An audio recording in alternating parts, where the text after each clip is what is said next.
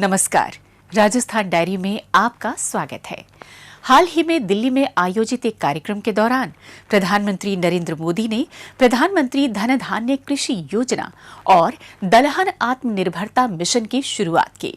मुख्यमंत्री भजनलाल शर्मा इस कार्यक्रम में वीडियो कॉन्फ्रेंसिंग के जरिए जुड़े। आइए इसी पर देखते हैं हमारी ये रिपोर्ट।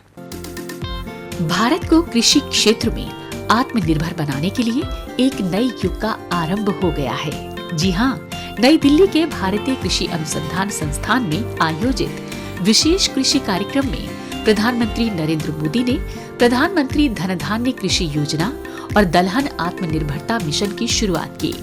इसके साथ ही उन्होंने देश को 24,000 करोड़ रुपए के परिव्यय वाली प्रधानमंत्री धन धान्य कृषि योजना एवं 11,440 करोड़ रुपए के परिव्यय वाली दलहन आत्मनिर्भरता मिशन की सौगात दी। इस अवसर पर उन्होंने कृषि, पशुपालन, मत्स्य पालन और खाद्य प्रसंस्करण क्षेत्रों में विभिन्न परियोजनाओं का उद्घाटन और शिलान्यास भी किया। मुख्यमंत्री भजनलाल शर्मा भी इस कार्यक्रम में वीडियो कॉन्फ्रेंसिंग के माध्यम से शामिल हुए। इस अवसर पर राज्य कृषि प्रबंधन संस्थान दुर्गापुरा में आयोजित राज्य स्तरीय कार्यक्रम में मुख्यमंत्री भजनलाल शर्मा ने कहा कि प्रधानमंत्री धन धान्य कृषि योजना, दलहन मिशन और अन्य महत्वपूर्ण योजनाओं के शुभारंभ से देश में कृषि व्यवस्था में एक नए युग की शुरुआत हुई है। ये योजनाएं उत्पादन बढ़ाने के साथ ही खेती को अधिक आत्मनिर्भर और टिकाऊ बनाने का काम करेंगी। इस दूरदर्शी पहल से किसान अब केवल पारंपरिक खेती तक सीमित नहीं रहेंगे, बल्कि आधुनिक तकनीक, वैज्ञानिक तरीकों और बाजार से बेहतर जुड़ाव के माध्यम से समृद्धि और प्रगति का नया अध्याय रचेंगे। इसके साथ ही मुख्यमंत्री ने कहा कि प्रधानमंत्री धन धान्य कृषि योजना के तहत देश के 100 कृषि जिलों को चुना गया है। कम उत्पादकता, मध्यम फसल तीव्रता एवं औसत से कम ऋण उपलब्धता इन जिलों के चयन का मुख्य आधार है। देश से 100 जिलों में से राज्य के 8 जिलों बाड़मेर, जैसलमेर, नागौर, जोधपुर, बीकानेर, पाली, जालौर और चूरू को इस योजना में शामिल किया गया है। उन्होंने कहा कि इस योजना का उद्देश्य उत्पादकता बढ़ाने के साथ ही फसल विविधीकरण, सिंचाई सुविधाओं में सुधार, भंडारण क्षमता में वृद्धि और किसानों को आसान ऋण उपलब्ध कराना है। इसके लिए कृषि, पशुपालन, डेयरी, मत्स्य, सहकारिता, खाद्य प्रसंस्करण, ग्रामीण विकास एवं जल संसाधन सहित 11 विभागों को जोड़ा गया है। इसके अतिरिक्त मुख्यमंत्री ने कहा कि इस योजना का पहला लक्ष्य सिंचाई का विस्तार करना है। ये योजना प्रधानमंत्री के हर खेत को पानी के सपने को साकार करने की दिशा में काम करेगी। छोटे किसानों को सूक्ष्म सिंचाई यानी ड्रिप और स्प्रिंकलर की सुविधा मिलेगी तथा परंपरागत जलाशयों का पुनर्जीवन एवं सिंचित क्षेत्र का विकास होगा। उन्होंने कहा कि प्रदेश में अब तक लगभग 23 लाख हेक्टेयर क्षेत्र में सूक्ष्म सिंचाई संयंत्र स्थापित किए जा चुके हैं और आने वाले वर्षों में संपूर्ण सिंचित क्षेत्र में ड्रिप और स्प्रिंकलर संयंत्र स्थापित करना सरकार का लक्ष्य है। इसके अलावा मुख्यमंत्री ने कहा कि किसानों के खेतों में वर्षा जल का संचयन सुनिश्चित करने के लिए अब तक 35,368 फार्म पॉन्ड बनाए जा चुके हैं, जिन पर करीब 307 करोड़ रुपए का अनुदान दिया गया है।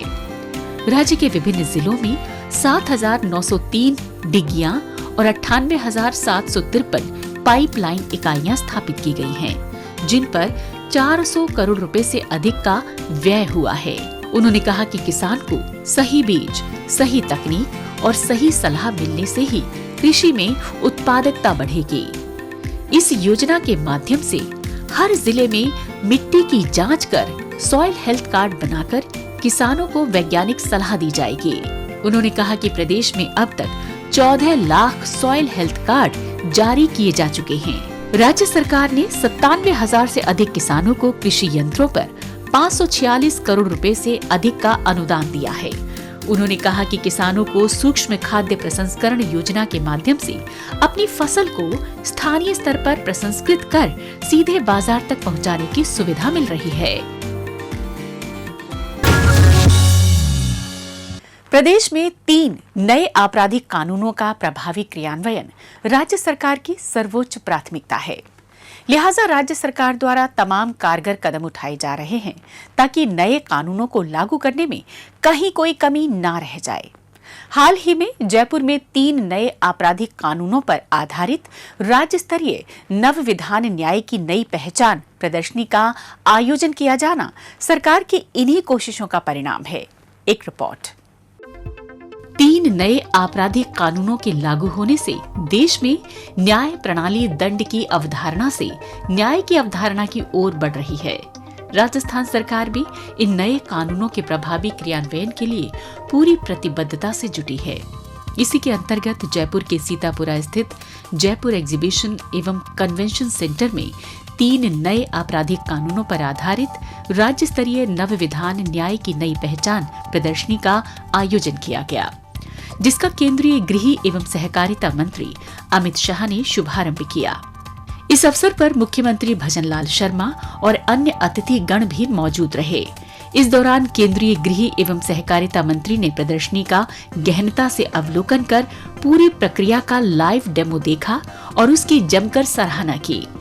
इस 6 दिवसीय प्रदर्शनी में न्यायिक प्रक्रिया को 3 चरणों के अंतर्गत 10 जोन और मॉडल में लाइव डेमो के माध्यम से दिखाया गया है, जिससे आगंतुकों को अपराध की सूचना से लेकर अंतिम न्याय निर्णय तक की जानकारी विस्तृत रूप से उपलब्ध कराई गई है। प्रदर्शनी का अवलोकन आसानी से समझा जा सकता था कि नए कानूनों से न्याय प्रक्रिया कैसे त्वरित, सरल, सुलभ और पारदर्शी हुई है और प्रत्येक स्तर पर संबंधित विभाग कैसे कार्य करते हैं। प्रदर्शनी के प्रथम चरण में शिकायत और जांच की प्रक्रिया को दर्शाया गया है, जिसके अंतर्गत control room, scene of crime और पुलिस स्टेशन के मॉडल शामिल थे। वैज्ञानिक और कानूनी सत्यापन के दूसरे चरण में हॉस्पिटल, एफएसएल और पब्लिक प्रोसिक्यूशन ऑफिस की कार्यप्रणाली को प्रदर्शित किया गया है। वहीं तीसरे चरण में डिस्ट्रिक्ट कोर्ट, प्रिजन और हाई कोर्ट के साथ नए आपराधिक कानूनों का संक्षिप्त विवरण शामिल रहा। इस प्रदर्शनी का लेआउट न्याय प्रथम के सिद्धांत पर केंद्रित था।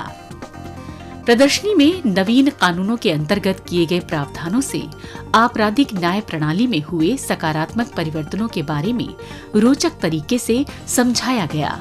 इसमें अपराधियों के विरुद्ध सख्त कार्रवाई, पीड़ित केंद्रित प्रावधान, त्वरित न्याय, प्रौद्योगिकी का उपयोग, ई साक्ष्य, ई सम्मन, ई प्रोसिक्यूशन, साइबर अपराध नियंत्रण, औपनिवेशिक कानूनों का अंत आदि बिंदु शामिल किए गए। राज्य में नवीन कानूनों के अंतर्गत की जा रही कार्यवाही और प्रगति के साथ ही सफलता की कहानियों को भी इसमें प्रदर्शित किया गया। प्रदर्शनी में दर्शाया गया कि नवीन कानूनों में तकनीक के उपयोग का व्यापक समावेश किए जाने से समय और श्रम की बचत हो रही है। प्रकरणों का निर्धारित समय सीमा में निस्तारण होने से त्वरित न्याय सुलभ हो रहा है और अपराधियों के लिए भी सुधारात्मक प्रावधान किए जाने से उन्हें फिर से मुख्य धारा में आने का अवसर मिल रहा है। इसके साथ साथ केंद्रीय गृह मंत्री ने इससे एफएसएल के 56 वाहनों और महिला सुरक्षा पेट्रोलिंग के लिए 100 स्कूटी एवं मोटरसाइकिलों को हरी झंडी दिखाकर रवाना किया। इसी क्रम में केंद्रीय गृह एवं सहकारिता मंत्री अमित शाह ने मुख्यमंत्री भजनलाल शर्मा की उपस्थिति में 9,300 करोड़ रुपए से अधिक के विकास कार्यों का शिलान्यास व लोकार्पण किया। साथ ही केंद्रीय गृह मंत्री ने rising Rajasthan global investment summit 2024 के तहत प्राप्त निवेश प्रस्तावों में से 4 लाख करोड़ रुपए के एमओयू की ग्राउंड ब्रेकिंग की। उन्होंने प्रदेश के लगभग 40 लाख विद्यार्थियों को यूनिफॉर्म के लिए 240 करोड़ रुपए एवं दुग्ध उत्पादों को दूध सब्सिडी के 364 करोड़ रुपए की राशि का हस्तांतरण किया। 150 यूनिट मुफ्त बिजली के तहत केंद्रीय गृह मंत्री ने रजिस्ट्रेशन का शुभारंभ भी किया। इसी श्रृंखला में उन्होंने प्रदेश की दूरदर्शी विकास की संकल्पना को समर्पित विकसित राजस्थान 2047 कार्य योजना का विमोचन भी किया। इसके साथ साथ केंद्रीय गृह मंत्री ने कहा कि 3 नए कानूनों के लागू होने के बाद राजस्थान में अपराधियों को सजा दिलाने की दर में अभूतपूर्व प्रगति हुई है। 1 वर्ष के समय में सजा दिलाने की दर 42% से बढ़कर 60% पहुंच गई है, जिसे 90% तक पहुंचाया जाएगा। इसी निरंतरता में मुख्यमंत्री भजनलाल शर्मा ने कहा कि 3 नए कानून स्वतंत्र भारत के इतिहास में क्रांतिकारी कदम हैं। पीड़ितों के अधिकारों को इन कानूनों में प्राथमिकता दी गई है, जिससे पीड़ितों को त्वरित न्याय और सम्मान मिल सकेगा। महिलाओं और बच्चों की सुरक्षा के लिए भी इन कानूनों में विशेष प्रावधान किए गए हैं। राज्य सरकार द्वारा इन नए कानूनों को प्रभावी रूप से लागू करने के क्रम में पुलिस विभाग, न्यायिक अधिकारियों और प्रशासनिक तंत्र को इन नए कानूनों का व्यापक प्रशिक्षण दिया जा रहा है।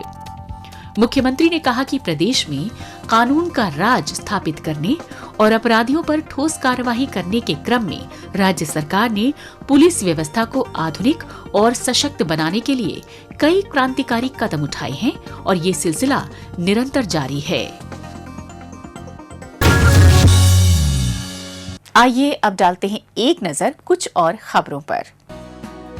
हाल ही में झुंझुनू के मंडरेला में जल संचय जन भागीदारी जन आंदोलन कार्यक्रम का आयोजन किया गया। केंद्रीय जल शक्ति मंत्री CR पाटिल और मुख्यमंत्री भजनलाल शर्मा इस कार्यक्रम में उपस्थित रहे। इस कार्यक्रम के दौरान शहरी एवं ग्रामीण सेवा शिविरों के लाभार्थियों को प्रमाण पत्र सौंपे गए। वहीं हिंदुस्तान कॉपर लिमिटेड खेतड़ी नगर के सहयोग से निक्षय पोषण किट का वितरण किया गया। इस अवसर पर मुख्यमंत्री ने कहा कि राज्य सरकार पानी की उपलब्धता को सुनिश्चित करने के लिए राम जल सेतु लिंक परियोजना से लेकर जल संरक्षण एवं संचयन के लिए कार्य कर रही है। उन्होंने कहा कि शेखावाटी क्षेत्र में यमुना का पानी लाने के राज्य सरकार ने गठन के साथ ही हरियाणा सरकार के साथ यमुना जल समझौते का MOU किया और इसकी DPR पर काम चल रहा है। इसी तरह सरकार ने राम जल सेतु लिंक परियोजना के लिए केंद्र एवं मध्य प्रदेश सरकार के साथ MOU किया। इस परियोजना से पूर्वी राजस्थान के 17 जिलों में सिंचाई एवं पेयजल के लिए जल की उपलब्धता सुनिश्चित हो सकेगी। साथ ही मुख्यमंत्री ने कहा कि शेखावाटी की हवेलियों के संरक्षण के लिए हर संभव प्रयास कर रही है। राज्य सरकार की मंशा है कि शेखावाटी ग्रामीण पर्यटन का प्रमुख केंद्र के रूप में उभरे। उन्होंने कहा कि अमृत 2.0 योजना में पिलानी, मलसीसर, सूरतगढ़ से मंडरेला कस्बे को पेयजल उपलब्ध करवाया जाएगा। इस अवसर पर उन्होंने मंडरेला कस्बे को कुंभाराम परियोजना के मीठे पानी से लाभान्वित करने के लिए 1.25 करोड़ रुपए की घोषणा भी की।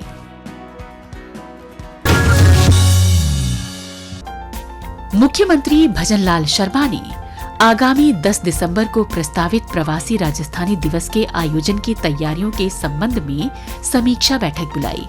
बैठक के दौरान मुख्यमंत्री ने प्रवासी राजस्थानी दिवस का आयोजन राजस्थान के ऐतिहासिक और वैभवशाली धरोहर की थीम पर करने के निर्देश दिए।